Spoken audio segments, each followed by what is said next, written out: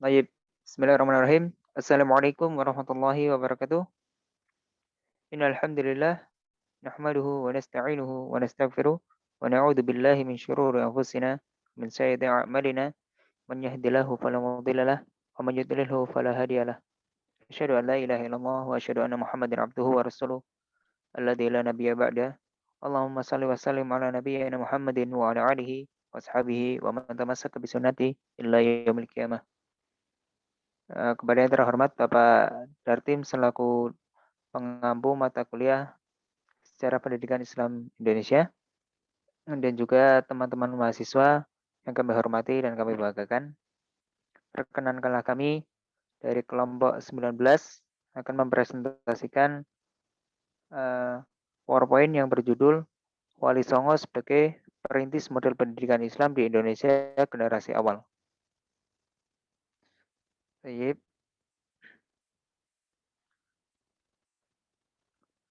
Kami dari kelompok 19 dengan anggota satu saya sendiri Alfa Abdussalam dan juga Tifla Ummu Thaqifah. Konten yang akan kami bahas yaitu yang pertama ada nama Wali Songo dan daerah penyebaran agamanya atau daerah dakwahnya. Yang kedua metode dakwah Wali Songo dan yang ketiga pesantren atau lembaga pendidikan yang didirikan oleh Wali Songo. Yang pertama nama Wali Songo dan daerahnya serta daerah penyebaran agamanya. Yang pertama adalah Sunan Gresik atau Syekh Maulana Malik Ibrahim. Syekh Maulana Malik Ibrahim, beliau aslinya berasal dari Turki. Beliau datang ke Pulau Jawa pada tahun sekitar 1404 Masehi. Ya, sementara itu, ada beberapa sumber dari cerita lokal menuturkan bahwa daerah yang dituju oleh Syekh Maulana Malik Ibrahim atau Sunan Gresik ini yang pertama kali yaitu di Desa Sembolo. Di Desa Sembolo di daerah Jawa. Di dekat Desa Laren, Kecamatan Manyar, Kabupaten Gresik. Yaitu sekitar 9 km di arah utara kota Gresik. Setelah beliau menetap di situ, beliau merasa bahwa dakwahnya berhasil di Sembolo. Kemudian setelah mendarat, beliau berdakwah. Dan setelah dakwahnya beliau merasa berhasil dalam dakwahnya, Maulana Malik Ibrahim kemudian pindah ke kota Gresik, tinggal di desa Sawo. Setelah itu ia datang ke kota Raja Majapahit, menghadap raja dan mendakwahkan agama Islam kepada raja. Namun Raja Majapahit belum mau masuk Islam, tetapi menerimanya dan kemudian menganugerahinya sebidang tanah di pinggiran kota Gresik. Maulana Malik Ibrahim, seorang wali songo, dianggap sebagai ayah dari wali songo karena beliau bisa disebut perintis dakwah di daerah Jawa ini, di Pulau Jawa. Sunan Gresik sendiri wafat di Gresik pada tahun sekitar 882 Hijriah atau 1419 Masehi. Kemudian ada Sunan Ampel, ada Raden Rahmat. Nama aslinya yaitu Raden Rahmat atau sering dikenal dengan Sunan Ampel. Beliau adalah putra dari Syekh Maulana Malik Ibrahim dari istrinya bernama Dewi Candrawulan. Beliau memulai aktivitasnya dengan mendirikan pesantren di Ampel Denta, dekat dengan Surabaya. Menurut Badat Diponegoro, Sunan Ampel sangat berpengaruh di kalangan Istana Majapahit. Jadi beliau berdakwah di kalangan atas. Bahkan istrinya pun berasal dari kalangan Istana Raden Fatah. Putra Prabu Wijaya, Raja Majapahit menjadi murid Sunan Ampel. Ya, jadi salah satu dakwah nanti kami terangkan bahasanya dakwah Wali Songo salah satunya masuk ke politik, yaitu masuk ke kalangan elit, dakwah kepada para raja dan para keluarga istana. Sunan Ampel sendiri wafat pada tahun 1478 Masehi dan dimakamkan di sebelah Masjid Ampel. Yang ketiga Sunan Bonang atau Raden Maktum Ibrahim. Nama aslinya adalah Raden Maktum Ibrahim. Beliau putra Sunan Ampel. Sunan Bonang adalah putra keempat dari Sunan Ampel dari perkawinan dengan Nyai Ageng Manila Putri Arya Teja. Yaitu beliau juga menjabat sebagai Bupati Tuban. Sunan Bonang lahir dengan nama kecil Mahdum Ibrahim. Menurut perhitungan BGO Skyriki dalam Handbook Van Bonang pada tahun 1916, Sunan Bonang diperkirakan lahir sekitar 1465 Masehi. Setelah belajar di Pasai, yaitu di Aceh, Sunan Bonang kembali ke Tuban, Jawa Timur untuk mendirikan pondok pesantren dan juga berdakwah di sana. Santri-santri yang menjadi muridnya berdatangan dari beberapa daerah untuk menuntut ilmu kepada beliau. Sunan Bonang wafat di Pulau Bawean pada tahun 1525 Masehi. Kemudian Sunan Giri atau Raden Paku. Sunan Giri lahir di Belambangan tahun 1442 Masehi. Beliau adalah salah seorang wali songo dan pendiri kerajaan Giri Kedaton yang berkedudukan di daerah Gresik, Jawa Timur. Sunan Giri membangun Giri Kedaton sebagai pusat penyebaran agama Islam di Jawa yang pengaruhnya bahkan sampai ke Madura, Lombok, Kalimantan, Sulawesi, Maluku dan sampai Papua. Sunan Giri memiliki beberapa nama panggilan, di antaranya yaitu Raden Paku, Prabu Satmata, Sultan Abdul Fakih, Raden Ainul Yakin, dan Joko Samudro. Ya, ini terkenal juga Joko Samudro ya. Beliau dimakamkan di Desa Giri, Kepomas, Gresik. Kemudian Sunan Derajat. Nama aslinya adalah Raden Syarifuddin. Sunan Derajat adalah putra bungsu dari Sunan Ampel dengan Nyi Ageng Manila. Beliau diperkirakan lahir pada tahun 1470 Masehi. Beliau diperintahkan oleh Sunan Ampel, yaitu ayahnya, untuk berdakwah di daerah sebelah barat Gresik, yaitu antara Gresik dengan Tuban. Setahun kemudian beliau pindah di desa Jalak. Kemudian Sunan Derajat memindahkan tempat tinggalnya ke arah selatan yang tanahnya lebih tinggi, di dataran tinggi maksudnya, yang dikenal dengan Dalam Dhuwur. Di Dalam Dhuwur inilah beliau tinggal di usia tua sampai wafatnya, yaitu beliau wafat di desa Dalam Dhuwur ini, di tempat dakwah beliau yang terakhir. Kemudian Sunan Kalijaga. Nama aslinya adalah Raden Sahid. Beliau putra Raden Sahur, putra Temanggung, Wilatika Adipati Tuban. Dakwah beliau di Pulau Jawa sangatlah luas dan sangat dikenal oleh masyarakat hampir di seluruh Pulau Jawa. Dengan metode dakwahnya yang sangat terkenal, yaitu menyentuh bagian kesenian yang nanti akan kami jelaskan pada slide-slide yang selanjutnya. Kisah-kisah tentang beliau juga sangat banyak dan sering diceritakan sebagai suri tauladan masyarakat Jawa tradisional. Tidak ada satupun catatan dari naskah-naskah historiografi yang menetapkan kapan Sunan Kalijaga wafat, kecuali bahwa wali termasyhur ini wafat dan dikebumikan di Kadilangu dekat kota Demak. Kemudian ada Sunan Kudus.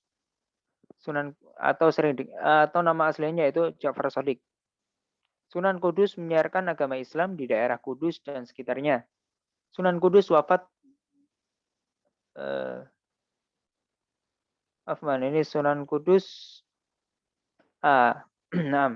lahirnya belum diketahui. Ada cerita yang mengatakan bahwa Sunan Kudus pernah belajar di Baitul Maqdis. Itu ada salah ketik. Nah, di sini ada cerita yang mengatakan bahwasanya Sunan Kudus pernah belajar di Baitul Maqdis, yaitu di Palestina sana, dan pernah berjasa memberantas penyakit yang menelan korban banyak di Palestina. Atas jasanya tersebut, oleh pemerintah Palestina, ia diberi ijazah wilayah atau daerah kekuasaan di Palestina. Namun Sunan Kudus mengharapkan hadiah tersebut dipindahkan ke Pulau Jawa, dan oleh Amir atau penguasa setempat di daerah Palestina, permintaan itu dikabulkan. Sekembalinya ke Pulau Jawa, ia mendirikan masjid di daerah Loran tahun 1549. Masjid itu diberi nama yaitu Al-Aqsa atau Al-Manar. Masjid Menara Kudus yang sampai sekarang masih bisa kita lihat peninggalan beliau ya. Dan daerah sekitarnya diganti dengan nama Kudus, yaitu diambil dari kata Al-Quds, yaitu yang dimaksud adalah negeri Palestina.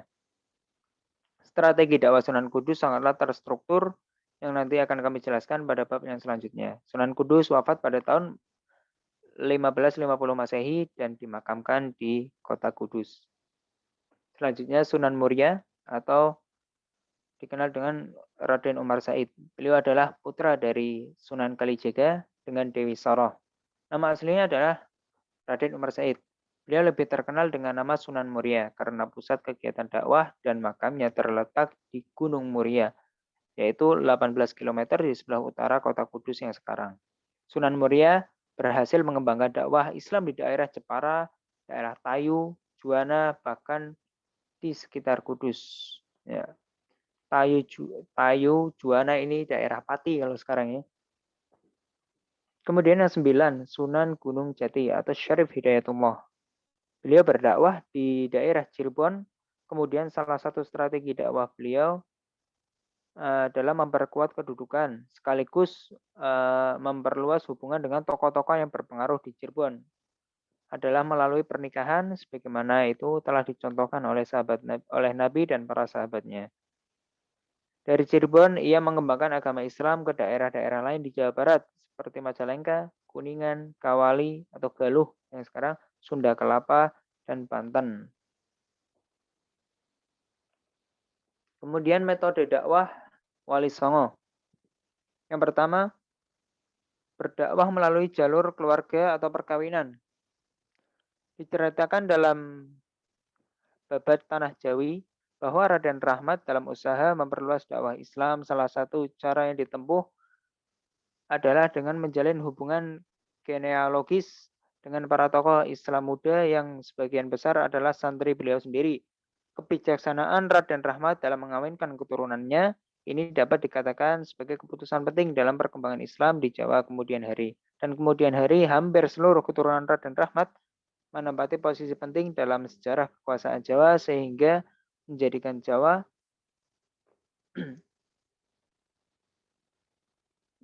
agama Islam berkembang dengan pesat. Kemudian metode dakwah Wali Songo yang kedua adalah dengan mengembangkan pendidikan pesantren. Metode ini awal mulanya dirintis oleh Syekh Maulana Malik Ibrahim. Adalah suatu model pendidikan Islam yang mengambil bentuk pendidikan biara dan asrama yang dipakai pendeta dan biksu dalam mengajar dan belajar. Oleh sebab itu, pesantren di masa lalu memakai mandala-mandala Hindu Buddha yang pengaruhnya masih terlihat sampai sekarang. Sekalipun sistem pendidikan pondok pesantren yang merupakan pencangkokan kebudayaan pra-Islam untuk pertama kali oleh Syekh Maulana Malik Ibrahim di Gresik, tetapi Raden Rahmatullah yang dianggap paling berhasil mendidik ulama dan mengembangkan pesantren, bahkan akibat keberhasilan beliau dalam mengembangkan pesantren, dalam waktu singkat nama Ampel Denta sudah demikian terkenalnya. Kemudian metode dakwah Wali Songo yang ketiga akan dibacakan oleh Mbak Tifla Ummu Thaqifah. Padanya Ana persilahkan. Metode dakwah Wali Songo yang ketiga dengan mengembangkan kebudayaan Jawa. Kebudayaan Jawa Wali Songo memberikan andil yang sangat besar, bukan hanya dalam pendidikan dan pelajaran, tetapi meluas pada bidang hiburan, tata sibuk, kesenian, dan aspek-aspek lain di bidang kebudayaan pada umumnya.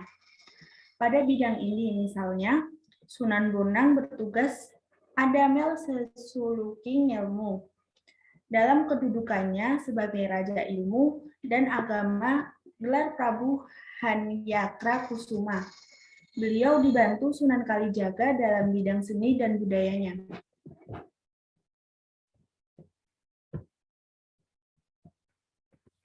Metode dakwah yang keempat melalui sarana dan prasarana yang berkait dengan masalah perekonomian rakyat. Berkenaan dengan perekonomian dan kemakmuran, tampil pula Sunan Majagung sebagai Nayaka atau Menteri urusan ini. Beliau antara lain memikirkan masalah halal haram, masak-memasak, makanan, ikan-ikanan, serta daging-dagingan untuk efisiensi dalam perekonomian. Beliau beristihad tentang kesempurnaan alat-alat pertanian, perabot dapur, barang-barang pecah. Sunan Kalijaga menyumbangkan karya-karya yang berkenaan dengan pertanian seperti filsafat, bajak, dan cangkul. Dengan membuat jasa dalam bidang kemakmuran rakyat melalui penyempurnaan sarana dan prasarana menjadi lebih sempurna, beliau berharap dapat menarik perhatian dan ketaatan masyarakat agar menuruti ajakan Sunan Kalijaga serta wali-wali lainnya.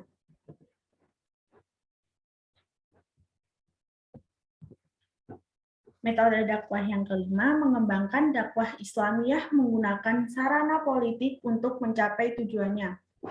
Dalam bidang politik, kenegaraan Sunan Giri tampil sebagai ahli negara para wali songo. Beliau yang menyusun peraturan-peraturan ketataprajaan dan pedoman-pedoman tata cara keraton. Dalam hal ini, Sunan Giri dibantu oleh Sunan Kudus yang juga ahli dalam perundang-undangan, pengadilan, dan mahkamah. Sunan Giri banyak memegang peranan dalam mendirikan kerajaan Islam Demak, Pajang, dan bahkan Mataram. Pengaruhnya bahkan di luar Jawa, yaitu Makassar, Ambon, dan Ternate.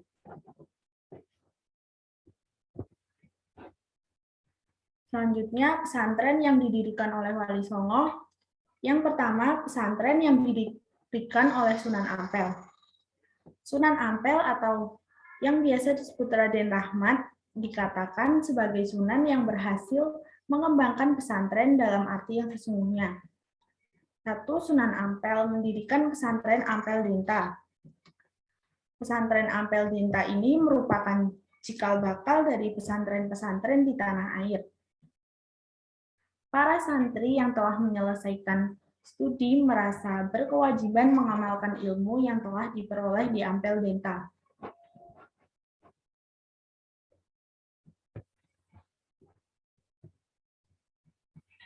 Yang kedua, pesantren Giri Kedaton. Sunan Giri yang merupakan murid dari Sunan Ampel yang mendirikan pesantren di daerah Giri untuk mengamalkan ilmunya, santrinya banyak berasal dari golongan ekonomi lemah.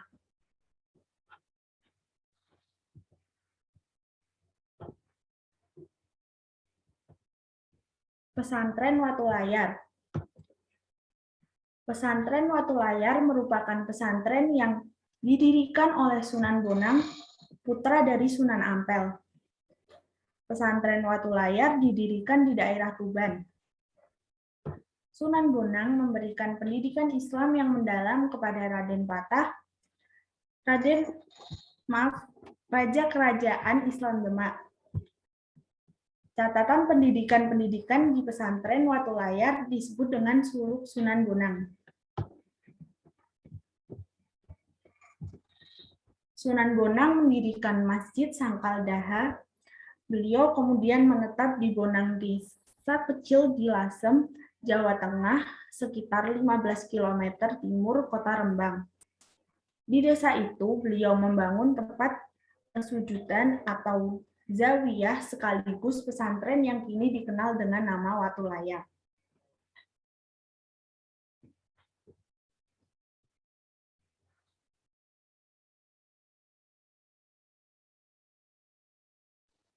Baik, tadi yang disampaikan itu tadi adalah ringkasan dari materi yang kami pelajari. Sebenarnya masih sangat banyak sekali dan akan sangat panjang sekali jikalau diuraikan di PowerPoint ini. Mungkin bisa dibahas di diskusi atau diberi tanggapan, kita berdiskusi di forum psikologi atau forum Meet. Terima kasih atas perhatiannya. Kami mohon maaf atas segala kekurangannya. Syukran ala iftimamikum wa barakallahu li wa lakum. Wassalamualaikum warahmatullahi wabarakatuh.